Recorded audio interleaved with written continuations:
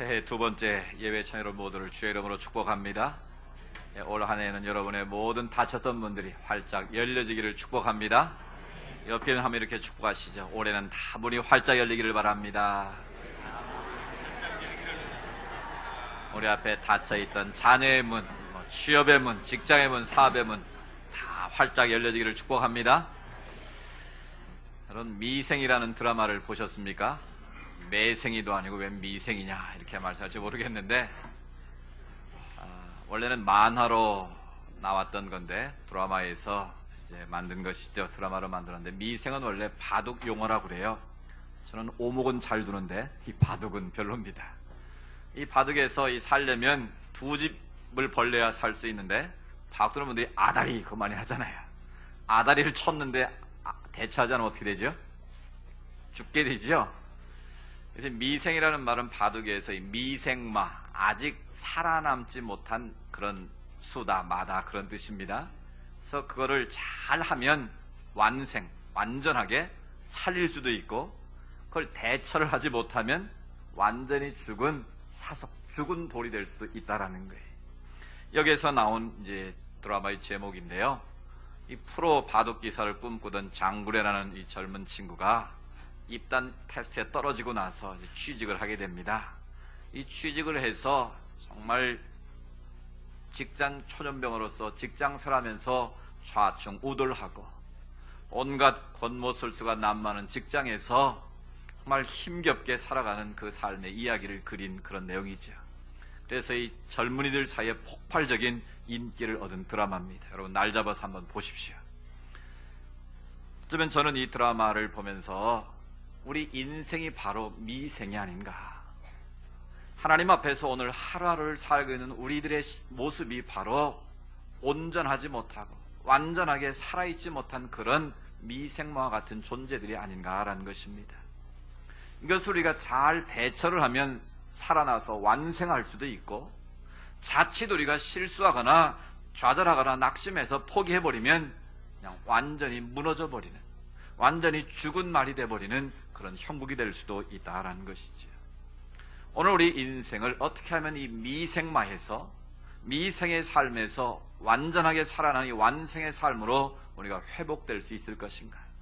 정말 어렵고 힘든 이 환경 속에서 정말 힘겹게 살아가는 오늘 삶의 자리에서 어떻게 하면 우리가 완전한 부활을 꿈꾸고 완전한 회복과 치유를 향해서 성공적인 인생을 향해서 나아갈 수 있느냐라는 것이죠.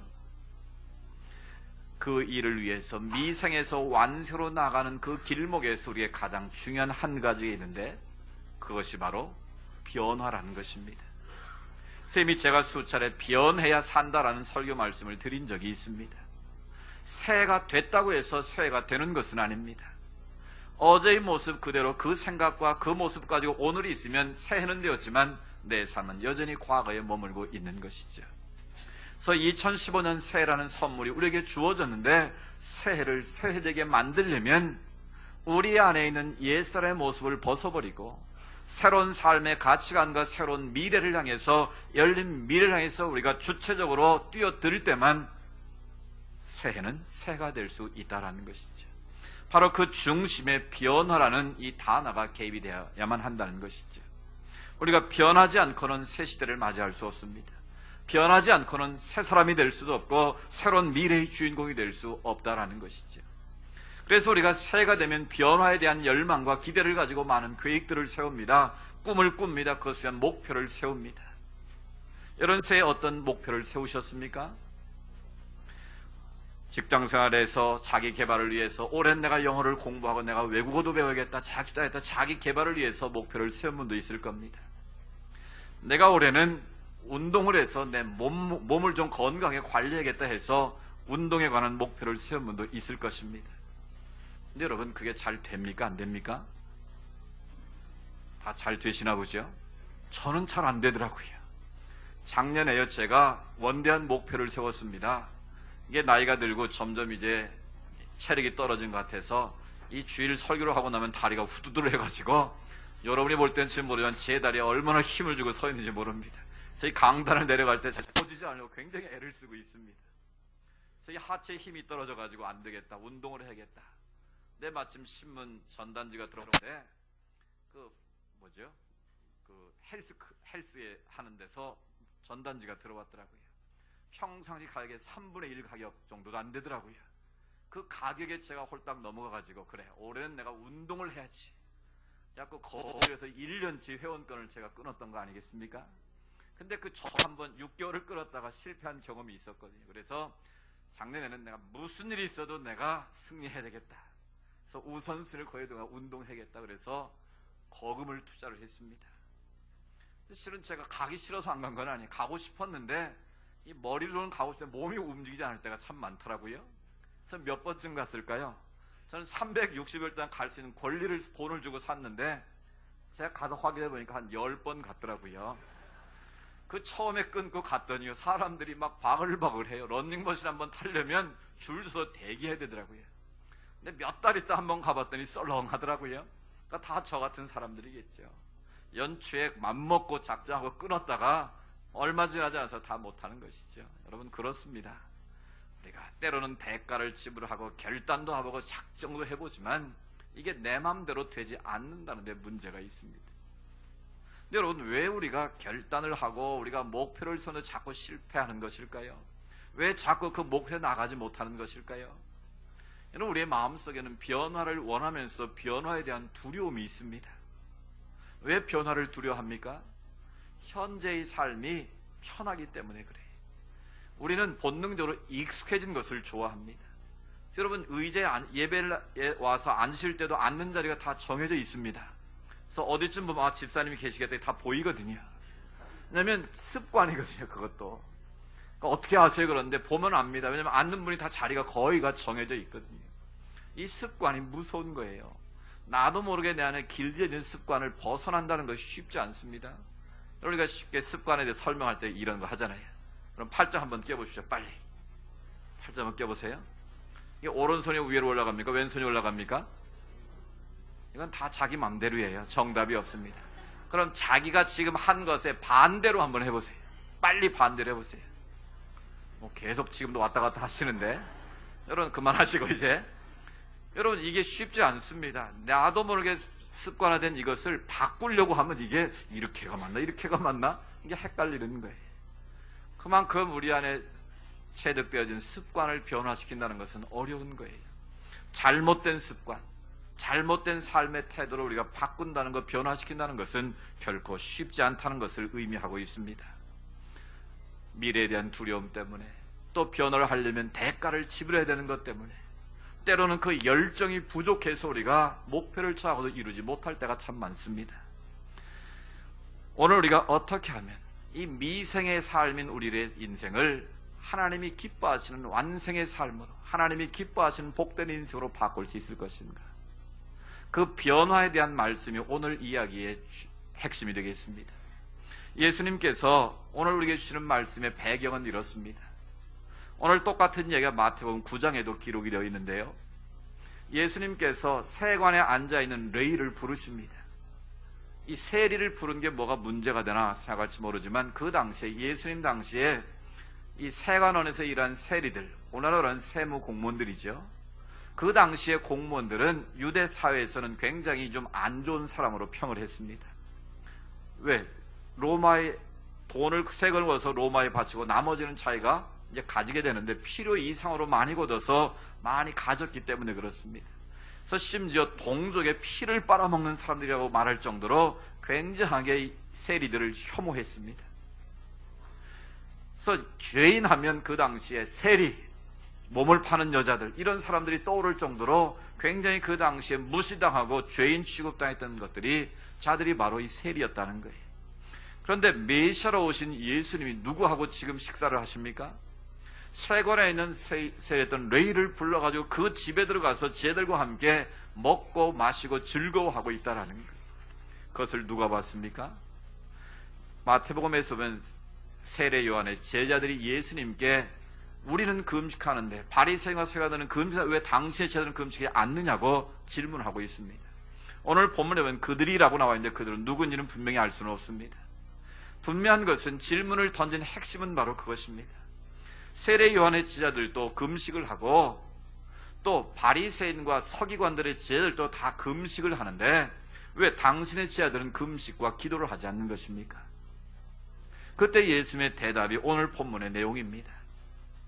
예수님의 대답은 나는 죄인을 부러왔지 의인을 부러온 것이 아니다.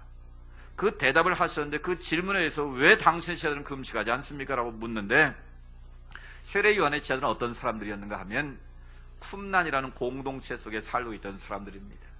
예수님 당시에는 많은 이 파가 있었습니다. 바리새파, 사두개파, 에세네파 이런 여러 파가 있었는데 이 세례 요한을 따른 자들은 에세네파에 속합니다. 성지 순례를 가보시면 쿰란이라는 지역을 방문하게 되는데 오늘 우리가 보고 있는 성경책의 근거가 되는 게 쿰란 사본입니다. 동굴에서 목동이 돌을 던졌는데 동굴에다가 쨍그랑 소에다 가보니까 이 성경의 가장 완벽한 형태의 성경 사본이 발견됐는데 그걸 쿰란 사본이라고 합니다. 근데 그 지역에 살고 있던 세례 요한이 그 쿰란 공동체를 중심으로 해서 철저한 금욕 생활을 했습니다.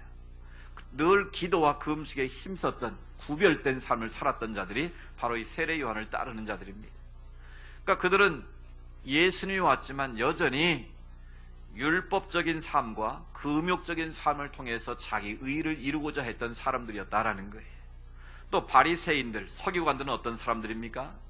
철저하게 율법을 지키는 사람들입니다. 율법의 전통을 따라 살려고 애를 썼던 사람입니다.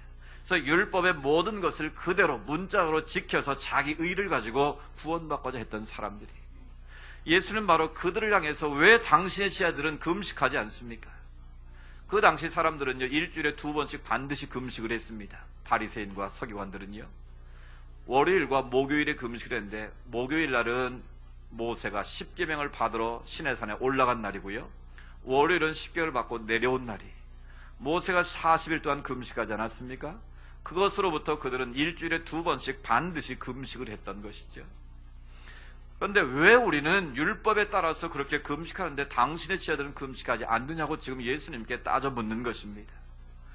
그래서 예수님의 대답은 금식이 필요 없다는 말이 결코 아닙니다. 이 세 보면 금식은 우리의 모든 흉악의 결박을 풀어주는 능력이 있다고 말씀합니다.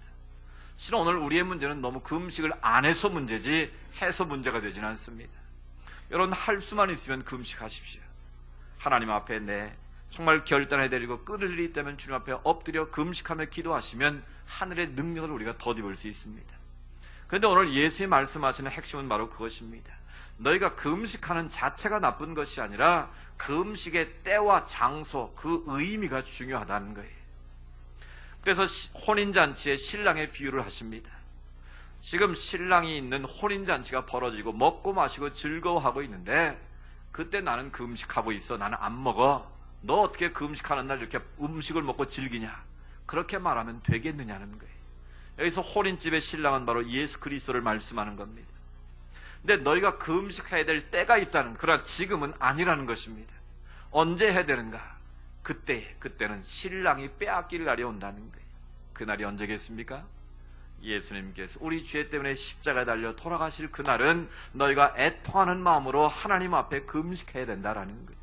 그런데 지금은 신랑 되신 예수님이 너희 안에서 새로운 하나님 나라를 가져오시고 함께 즐거워하고 먹고 마시자고 하고 있는데 거기서 금식한다면 그게 되겠느냐라는 것이죠.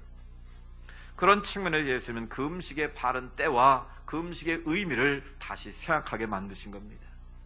그리고 나서 또 2가지 비유를 더 말씀하셨습니다.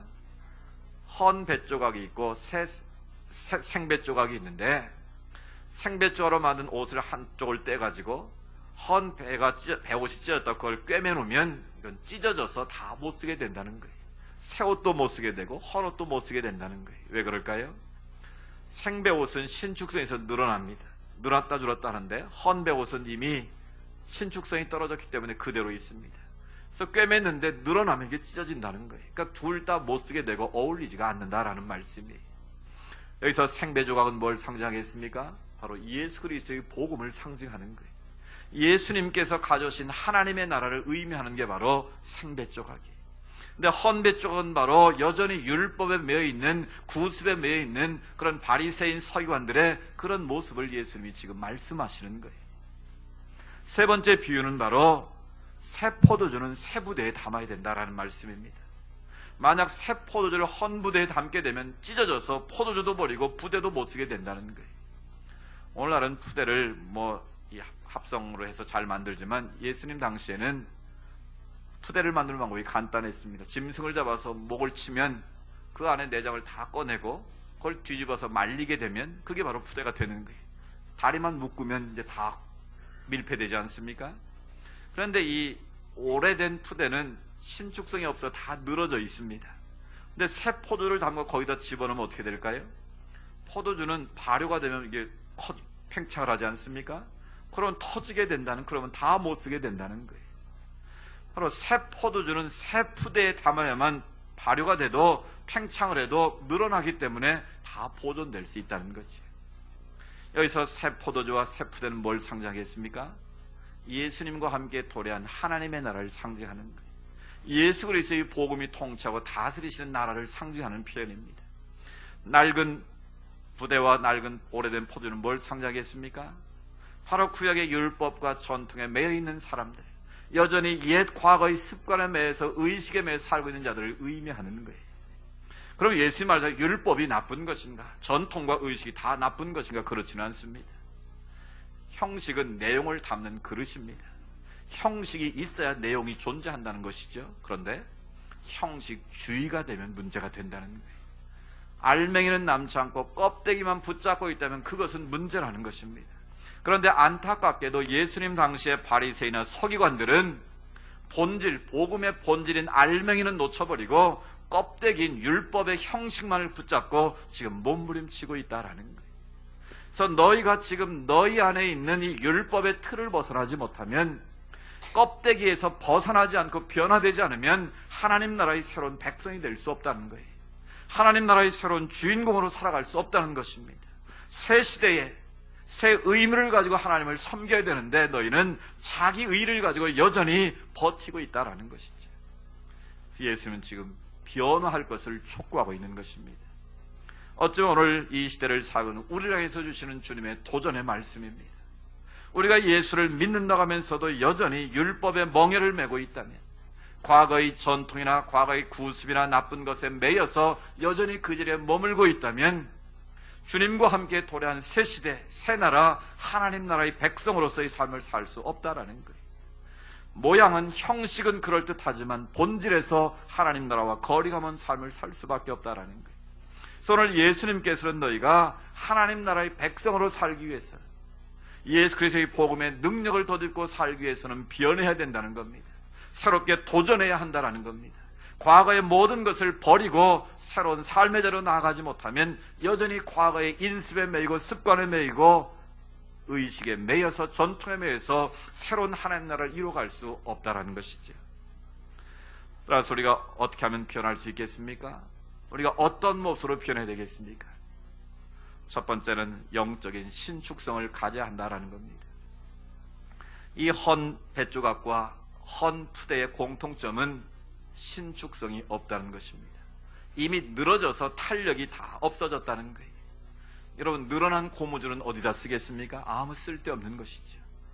탈성을 잃어버린 늘어난 고무줄처럼 그런 모습을 가지면 우리가 진정으로 하나님 나라의 백성으로 살아갈 수 없다는 거예요. 그래서 오늘 주님이 말씀하는 것은 너희가 신축성을 가져야 된다는 거예요. 영적인 탄력성이 필요하다라는 것입니다. 이것은 까말레온처럼 자꾸 왔다 갔다 변화한 뜻이 아닙니다. 분명한 중심을 가지되 너희가 영적인 신축성과 탄력성을 가지고 하나님 앞에서 살아야 된다라는 것입니다. 여러분, 몸이 경직된 사람들이 있습니다. 목을 만져보면 목이 뻣뻣하다 그러지 않습니까? 이 근육이 뭉쳐있으면 실은 그 모든 것들이 만병의 근원이 될 수 있습니다. 그래서 그 뭉친 근육을 풀어주지 않으면 그게 다 몸의 병이 되는 것이죠. 그래서 스트레스를 많이 받으면 뭉친다 그러지 않습니까? 뭉친다는 게 바로 우리 몸이 근육이 경직된 걸 말하는 거예요. 우리 사람의 몸이 경직되면 병에 이르는 것처럼 우리의 마음도 우리의 삶의 태도도 경직되어 있으면 그것이 결국은 병이 되고 하나님 나라의 백성으로서의 삶을 살아가기 어렵다라는 거예요. 여러의 모습을 한번 진단해 보시오. 나는 영적으로 얼마나 탄력성을 가진 사람인가, 영적인 신축성을 가지고 인생을 살고 있는 걸 한번 생각해 보십시오. 지금 예수님 앞에 책망을 받고 있는 바리새인 서기관들은 영적인 신축성이 없는 사람이, 과거의 그런 율법에 매여서 경직된 사람들이, 이런 경직된 사고를 가진 사람들은 남을 용납하지 않습니다. 남에 대해서 잘 이해하지 않습니다. 받아들여고 하지 않습니다. 이 경직된 사고를 가진 사람의 특징은 뭐랄까? 남을 잘 정죄합니다. 남을 비판합니다. 다른 사람의 실수를 잘 용납하지 않는 특징이 있습니다. 또 이 경직된 사람들은 화를 잘 냅니다. 자기를 다스리지 못하는 사람들입니다. 여러분, 우리 안에 이런 영적인 이 신축성을 갖지 못하면 내 안에 이런 모습들이 나도 모르게 드러난다는 거예요. 남의 잘못을 포용하지 못하고 작은 실수를 크게 말하고 정죄하고 비판하는데 앞장서게 된다는 것입니다. 사랑하는 여러분, 영적인 유연성을 가지시기 바랍니다. 그러면 여러분, 마음의 그릇을 크게 가지셔야 됩니다. 마음이 밴댕이 속처럼 그렇게 왔다 갔다 해가지고는 하나님 나라를 담아낼 수가 없다라는 거예요. 제가 대학 다닐 때 읽은 책 중에 지금도 기억나는 게 그 배짱으로 삽시다, 이 강북 삼선병원의 그 교수였던 이시영 교수인가요? 그 책이 생각이 납니다. 그 책에 보면 그런 내용이 있어요. 우리 마음에 완충지대가 있어야 된다라는 거예요. 그 마음의 완충지대가 넓은 사람을 웬만한 충격이나 뭘 와도 그걸 다 흡수해서 넉넉히 이길 수 있다는 거예요. 근데 마음에 완충지대가 없는 사람은 작은 것만 건드려도 욱하고 승질 부리고 자기를 절제하지 못한다는 거예요. 그런 사람은 굉장히 위험하다는 거예요. 여러분, 쉽게 생각하면 볼펜을 생각하시면 되겠습니다.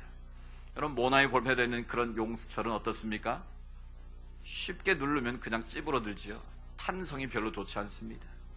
여러분, 자동차에 있는 스프링은 어떤 것일까요? 이 겹스프링이라고 해가지고 굉장히 탄성이 좋습니다. 이 좋은 차와 나쁜 차의 차이가 뭔 줄 아세요? 엔진의 차이도 있지만 그 차를 타면 안락하고 좋은 차는 비싼 차예요. 근데 작은 차를 탈수록 작은 것을 쉽게 자동차가 반응을 합니다. 그렇죠? 그게 무슨 차이겠습니까? 스프링의 차이인 거예요. 우리 마음의 스프링이 모나미 볼펜만 하면 어떻게 했습니까? 이게 사사건건 부딪히고 충돌하고 이 좌충우돌하는 인생을 살 수밖에 없는 거예요. 그러나 적어도 에쿠스나 고급 대형 세단에 그런 스프링이 있으면 웬만한 건 그냥 웃고 지나가는 거예요. 그냥 그걸 다 포용하고 넘어가는 거예요. 이게 바로 영적인 유연성과 신축성, 탄력성을 가진 사람의 모습입니다. 여러분, 올 한 해 동안 마음을 좀 넓히시기 바랍니다. 마음의 그릇을 좀 크게 키우셨으면 좋겠어요. 웬만한 건 다 담아내서 그냥 넘어갈 수 있다고 얼마나 아름다운 일이겠습니까? 올 한 해 동안 우리가 영적인 신축성을 가지셔서 서로 용서하고 서로 이해하고 포용할 수 있는 그런 복된 한 해가 되기를 축복합니다. 두 번째는 우리가 변화를 해야 되는데 새로운 목표를 가지고 도전해야 된다라는 거예요. 어제의 목표, 작년의 목표 가지고 안 된다는 거예요. 서두에 말씀드린 것처럼 내 안에 변화에 대한 열망이 있어야 된다는 거예요. 뭐 이거 돼도 좋고 안 돼도 좋고 그런 목표를 가지고는 안 된다는 거예요. 여러분이 오늘 올 한 해 동안 영적인 목표를 제시하면 그 영적인 목표를 위해서 구체적으로 목표를 세우셔야 합니다. 우리 안에 좋은 습관을 만들려면 여러 가지 요소가 있는데 제일 중요한 것은 측정 가능한 목표를 세워야 된다는 거예요. 내가 올 한 해 동안 일주일에 한 번은 내가 새벽을 깨우겠다 그러면 제일부터 뭘 바꿔야 되겠습니까? 일찍 자는 습관을 길러야 되는 거예요. 12시까지 TV 보고 새벽 4시 반 다시 어떻게 일어나겠습니까? 그러니까 목표를 세우되 구체적인 목표를 세우고 측정 가능해야 된다는 거예요. 그리고 반드시 그걸 할 수 있는 시간을 정하라는 거예요. 그리고 더 중요한 한 가지는 그것을 말하라는 거예요. 친구한테 말하든 누군가에게 자기와 가장 가까운 사람에게 말해서 그거를 측정해 주도록 도와주도록 하라는 거예요. 여기서 제일 중요한 것은 변화에 대한 열망입니다. 내가 정한 목표를 이루고자 하는 열망이 내 안에 있느냐, 이게 중요한 거예요. 제가 1년치 돈을 냈지만 아직은 내가 건강하기 때문에 그 열망이 덜 차오르는 거예요. 그러니까 그런 대가를 지불해 놓았음에도 불구하고 내가 못한 거 아니겠습니까? 제가 지난주에 책 한 권 읽었는데 이 책을 읽고 굉장히 도전을 받았습니다.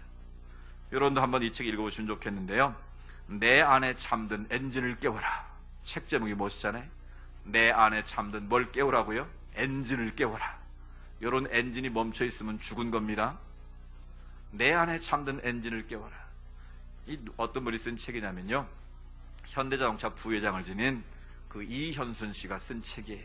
근데 지금은 두산으로 2012년에 옮겼더라고요. 두산 그룹의 부회장이신데, 이분이 6.25 동란에 태어났습니다. 먹고 살기 힘든 때 태어났는데 바로 자기 옆집에 미군 병원이 있었대요. 그래서 미군들이 뭐 지나가는 김미 초콜릿하고 초콜릿 얻어먹고 그런 재미로 자기는 살았대요. 근데 이제 미군들이 귀여워해줘가지고 옆집 사니까 집차도 태워주고 그래서 자동차에 관심을 갖게 됐답니다. 그리고 군대를 가는데 공군으로 가서 비행기 엔진을 볼 수 있는 기회가 있어요. 그래서 자기는 공학도가 돼서 엔지니어가 돼서 뭔가 좀 이 새로운 걸 한번 해봐야겠다.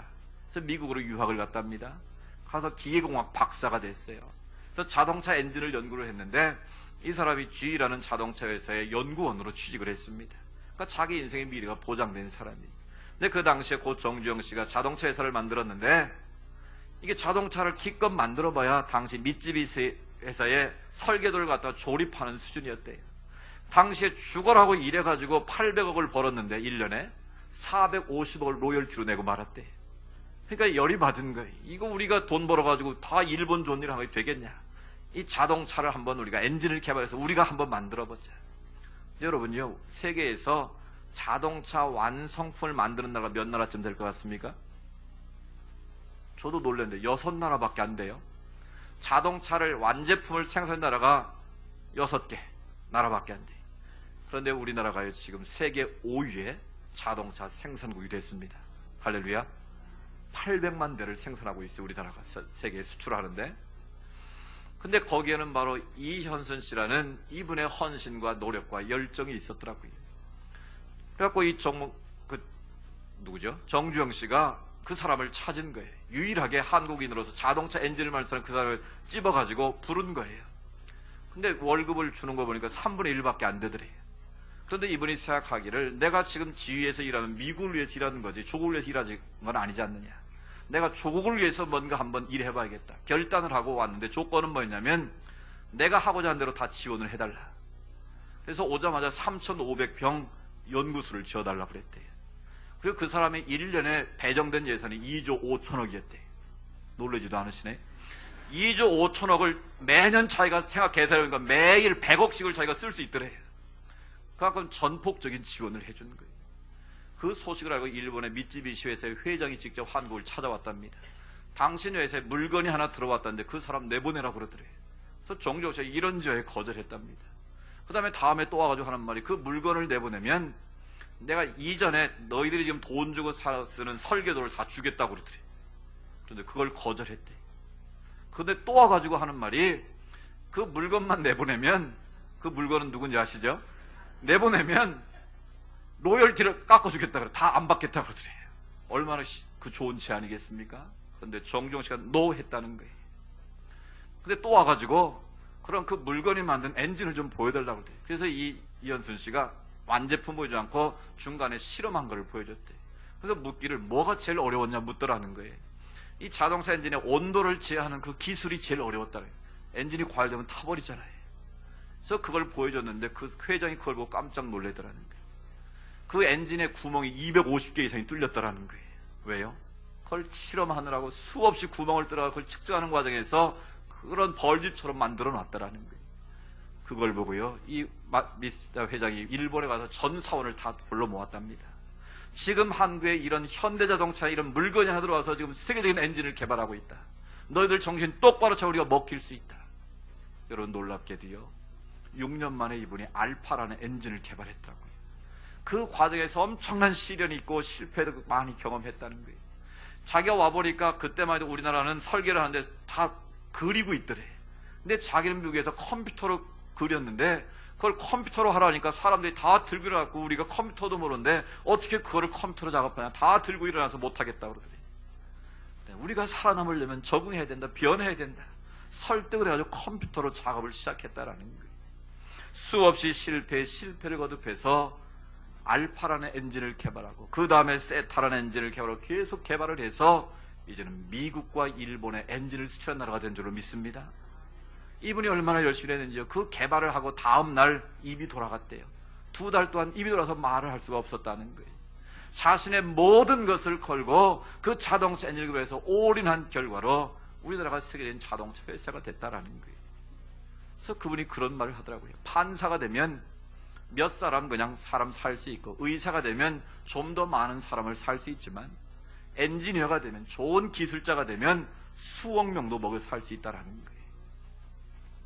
여러분, 자신의 목표를 향해 열정을 가지고 도전한 그 한 사람이 오늘의 이런 자동차 대국을 이루게 됐고, 그 한 사람 때문에 수많은 사람들이 먹고 사는 이런 놀라운 일이 벌어졌다라는 거예요. 이런 올 한 해 또한 믿음의 목표를 정하십시오. 이런 삶의 목표를 분명하게 정하십시오.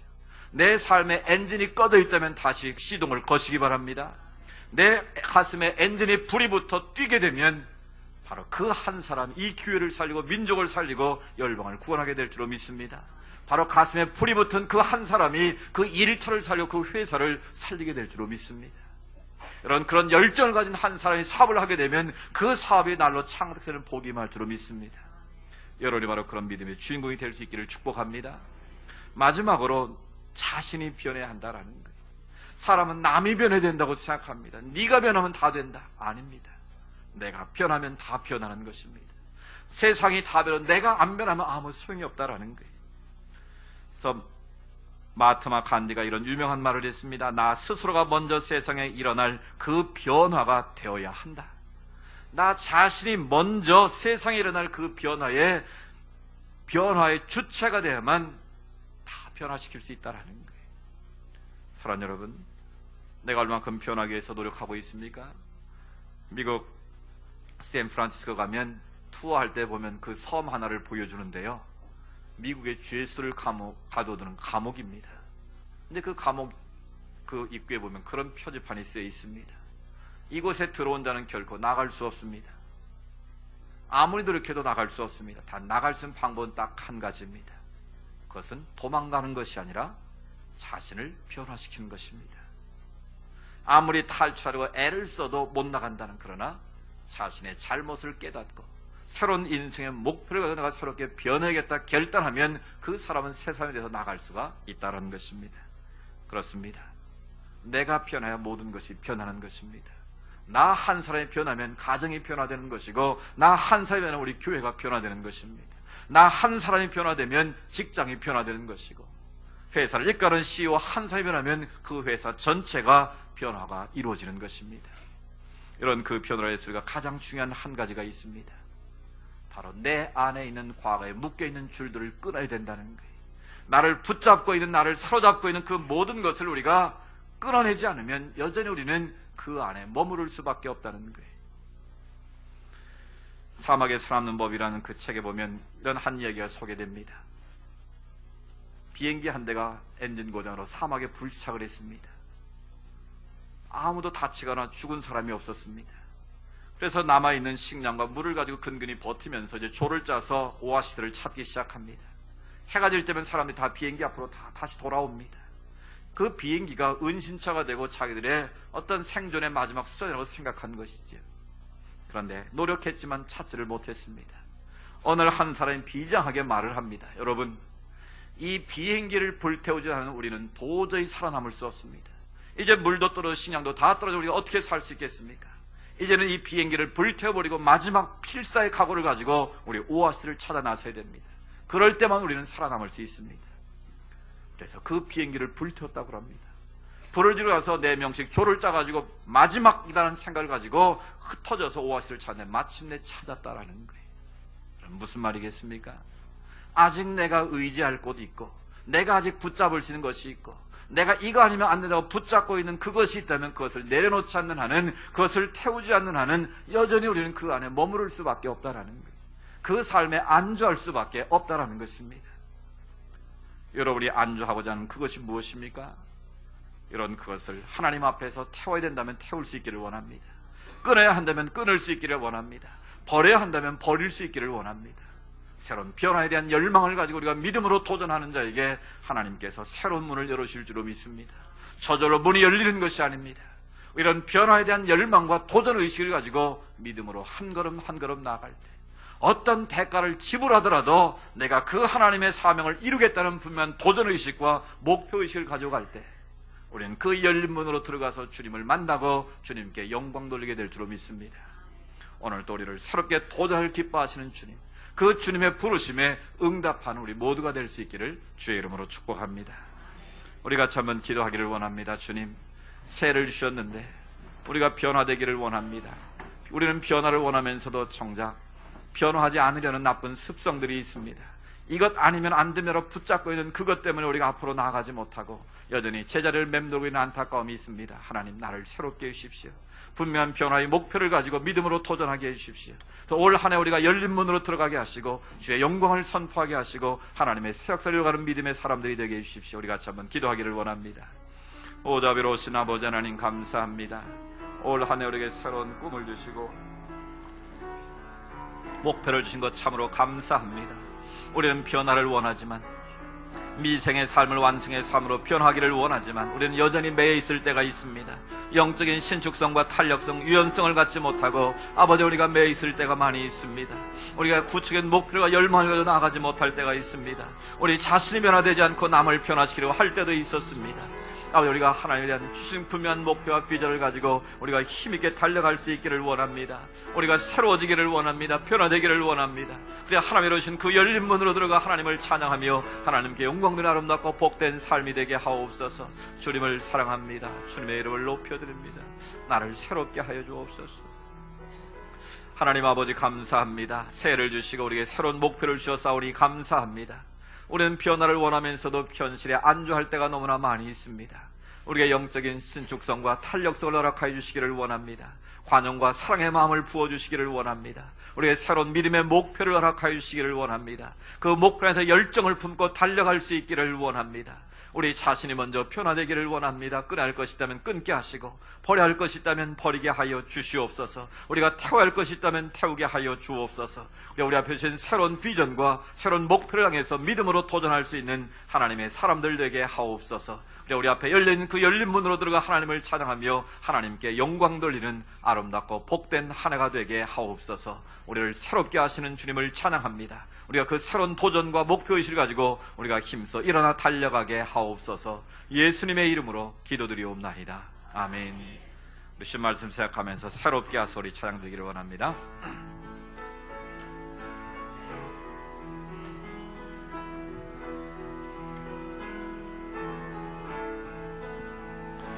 해 아래 새 것이 없나니 이 죄인 살리신 주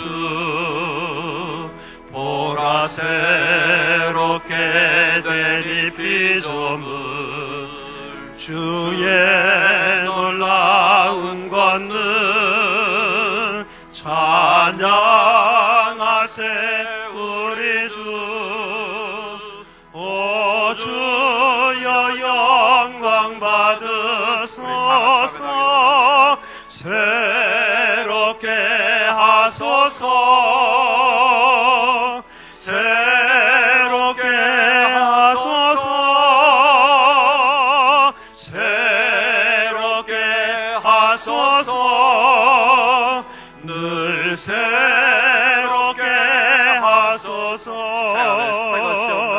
해 아래 새 것이 없나니 이 죄인 살리신 주 보라 새롭게 된 이 피조물 주의 놀라운 권능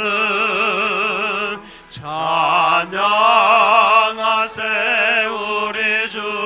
주님 영광 받으소서. 주여 영광 받으소서. 새롭게 되기를 원합니다. 주여 나를 새롭게 하여 하소서. 새롭게 하소서. 새롭게 하소서. 늘 새롭게 하소서. 늘 새롭게 하소서. 늘 새롭게